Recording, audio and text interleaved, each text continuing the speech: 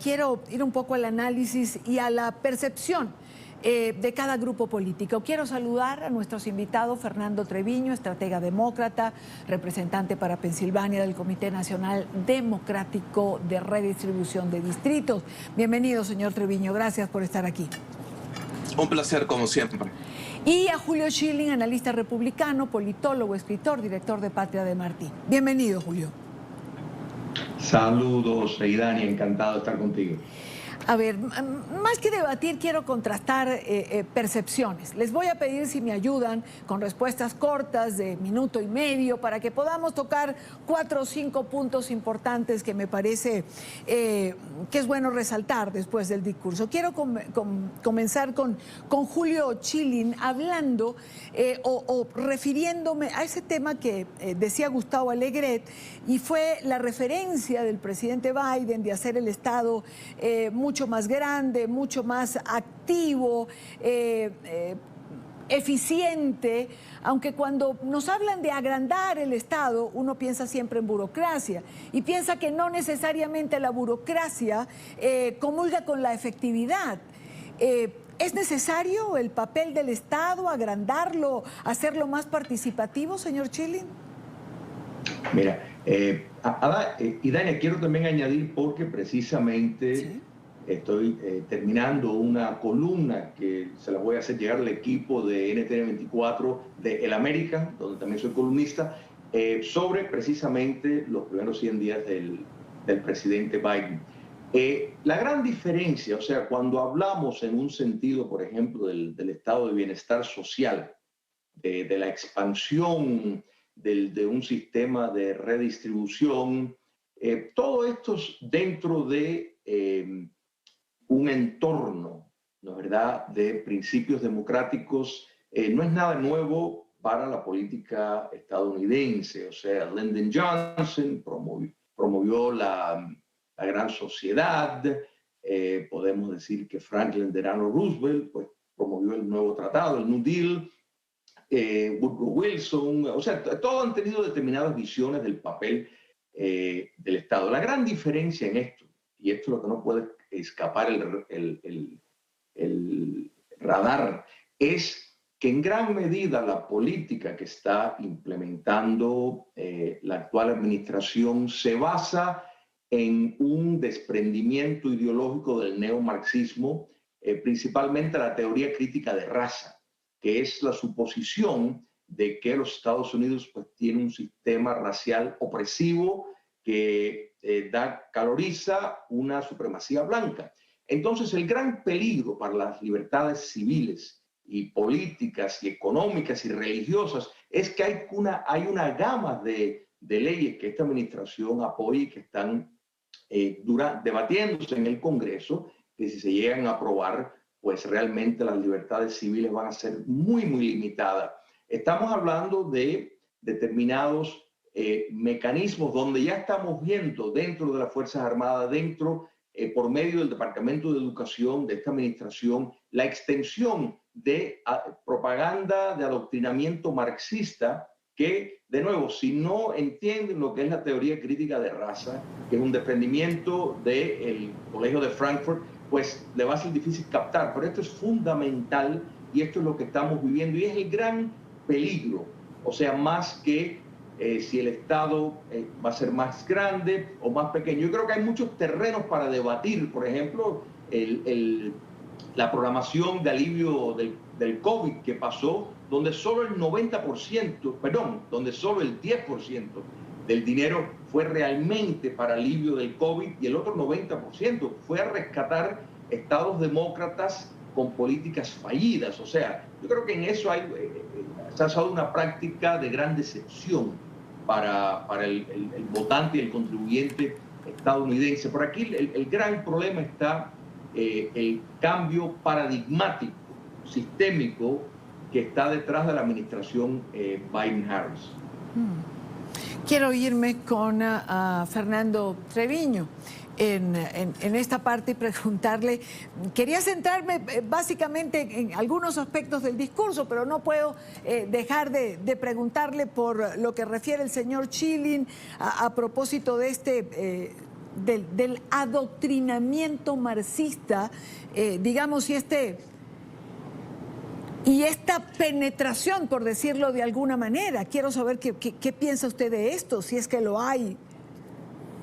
No, por supuesto que no. Julio es un gran académico y es un gran escritor y siempre presenta un argumento de una manera muy adecuada. Sin embargo, en esta ocasión, la base de su fundamento está equivocada. Estamos hablando de una iniciativa del presidente Biden de no crecer el gobierno federal, pero de hacer más prominente el papel del gobierno federal. Ya nos dimos cuenta cómo el rol que el gobierno federal tuvo para traer este paquete económico que ayudó a muchísimos americanos en los últimos meses, que apoyó a empresas, porque hay que identificar el gran apoyo económico que hubo para pequeños negocios, para empresas, para poder sobrevivir esta gran crisis. Y también se identifica el gran papel del gobierno federal que tuvo para lidiar con la pandemia, con el número de vacunas, apoyar a las compañías farmacéuticas para desarrollar más vacunas y resolver la crisis. De eso se está tratando.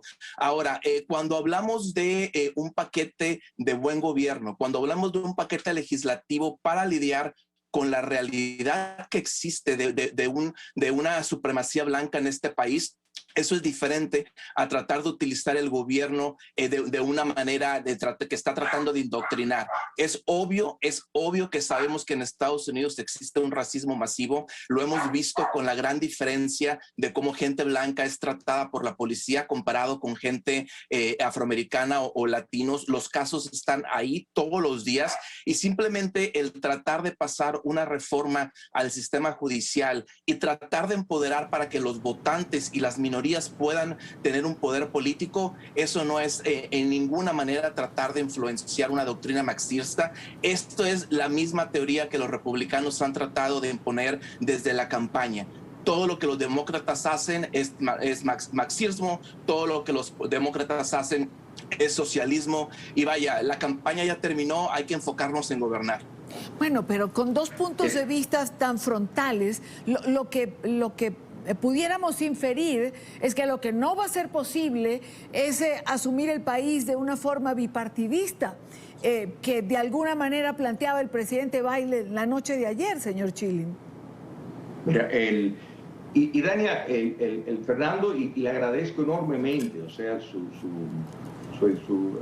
forma correcta de contestar, aunque realmente no te contestó la pregunta. Y aquí no estamos, o sea, aquí podemos hablar de dos puntos diferentes. O sea, aquí podemos hablar si consideramos que determinados, tanto el proyecto del coronavirus, que ya es ley, o los otros dos proyectos de la infraestructura, o el llamado plan de familias norteamericana, etcétera, podemos debatir los méritos o no del papel estatal. Eso es una cosa aparte, pero el negar, y de nuevo, yo no quiero hacer la pregunta de que si sabes lo que es la teoría crítica de raza, porque no quiero poner a la persona, porque me he dado cuenta en muchos debates que cuando yo les pregunto al oponente si sabes que explique lo que es la teoría crítica de raza, no lo pueden explicar porque no lo saben. Entonces, es difícil tener un debate sobre un tema de la cual desconocen, pero y no es una cosa de pasado, una cuestión de elección, es si se cree que los Estados Unidos es un país sistemáticamente racista, cosa que realmente las estadísticas no lo validan. Mira, en el año 2019, y esto son evidencia empírica, 9 estadounidenses de la raza negra desarmados murieron a manos de policías blancos. 9, a pesar de que hubo más de 100 millones de interacciones con la policía y la sociedad estadounidense. Las estadísticas no lo apoyan. La población negra en los Estados Unidos es el 13%. 2 veces se eligió un presidente negro que contó, obviamente, con el apoyo de los blancos.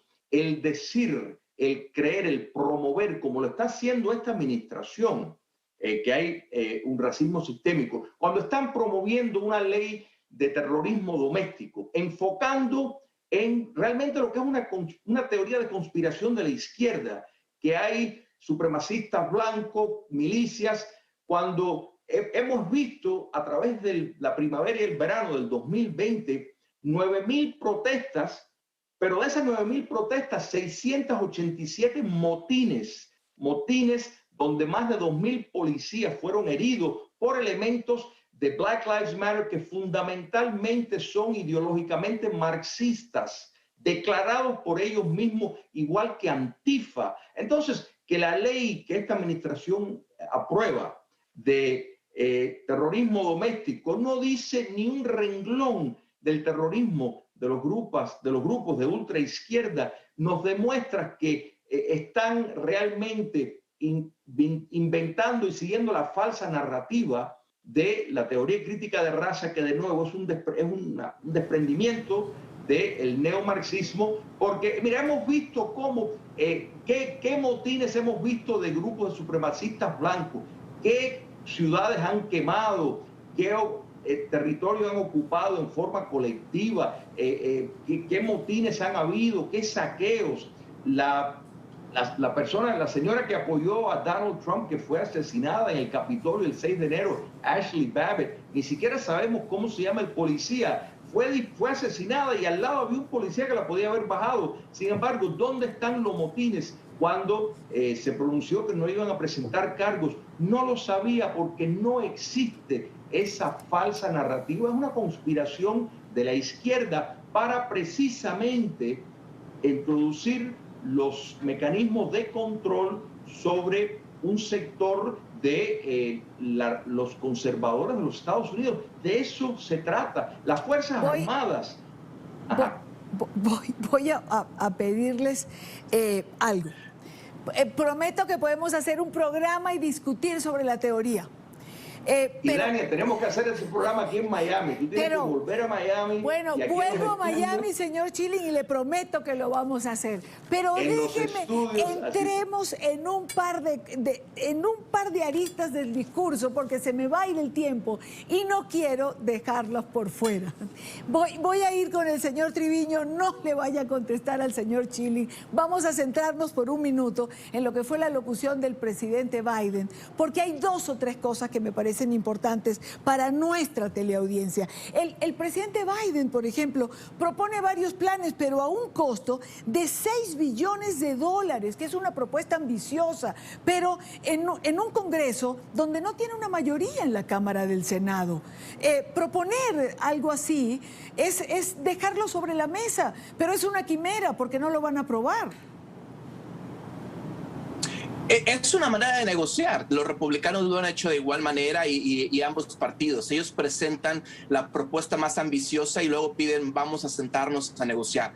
Sabemos que el paquete completo que quiere el presidente Biden, exactamente, los republicanos no lo van a aprobar, pero es una manera de iniciar la negociación y traerlos a la mesa. Y hay que recordar algo que es importantísimo para los republicanos, el compromiso que hizo el presidente Biden ahí, que no va a elevar el número de la cantidad de impuestos, que no va a elevar los impuestos a nadie que gane menos de $400,000 al año, y que se va a enfocar en pagar muchos de estos programas con un nuevo impuesto para los millonarios y los billonarios. No está buscando castigar a nadie, como él bien lo dijo, está buscando que los que ganan más dinero, que los billonarios paguen lo que es justo. Una cifra que a mí me dejó con la boca abierta es que durante la pandemia 20 millones de personas de la clase media y la clase baja perdieron el empleo, pero al mismo tiempo durante la pandemia las 650 personas más ricas en este país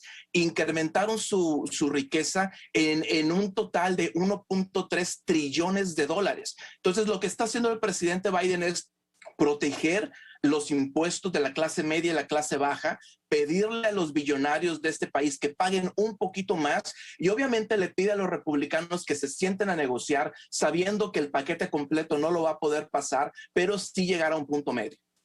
¿La negociación es posible, señor Schilling, pechar la riqueza cuando digamos que el presidente Trump, por ejemplo, pensaba que no pechando la riqueza se llamaba la inversión y esto llamaba el trabajo? Mira, yo me alegro tanto que el señor Treviño saque ese dato, porque realmente es escalofriante. O sea, eso es muy cierto, que un pequeño grupo realmente lucró de la manera que lo hizo fue el hecho de que la mayoría de ellos, como el señor Bezos y esos, son demócratas fulminantes, es un punto aparte. Pero sí, el problema de estos análisis es que cuando se mira esquemas económicos por ejemplo, de poner un impuesto, hay que hacer siempre un análisis dinámico y no estático. Y me explico. Por ejemplo, muchos de los datos de la cual se basa la proyección, y aquí estamos hablando en principio, no me refiero solamente a los propósitos del presidente Biden, sino presupone que va a haber que las personas que tienen esos niveles de ingresos tan altos, o sea, ese grupo tan ínfimo de personas tan adineradas, van a dejar su dinero quieto y van a dejar que les sumen el impuesto. En la práctica, lo que siempre ocurre es que van y esconden el dinero, lo desvían por otra parte. Entonces, la historia demuestra que cuando se sube el impuesto, y esto lo demostró no solo presidentes republicanos, los recortes del presidente Kennedy, también demostraron que, como él mismo, el presidente Kennedy lo nombró, que una marea alta eleva todos los botes, que el poner impuestos excesivos lo que hace es ahuyentar el capital. Y eso es un factor que hay que tomar en cuenta. O sea, yo pienso que, y me parece muy correcto la sugerencia de mi colega en cuanto a la idea de sentarse. Precisamente la democracia es eso, o sea, es un proceso. Por eso mantener el sistema filibustero es tan importante, porque busca la moderación. Y yo creo que es en eso donde está el éxito del sistema democrático, particularmente el estadounidense, que siempre buscó alentar ese tipo de negociación. Las grandes inquietudes las expresé previamente e invito a personas como mi colega a que se exprese en oposición a ese tipo de campañas que no sirven, que son iliberales y no sirven a los propósitos de defender la libertad. En cuanto, de nuevo, a la distribución y el papel del Estado, yo creo que hay mucho que debatir y tiene mucho mérito. Podemos discrepar tal vez en el papel que se le da al Estado versus buscar los mismos propósitos por medio del sector privado, pero yo creo que hay un terreno donde se pudiera discutir muchas cosas, por supuesto que sí.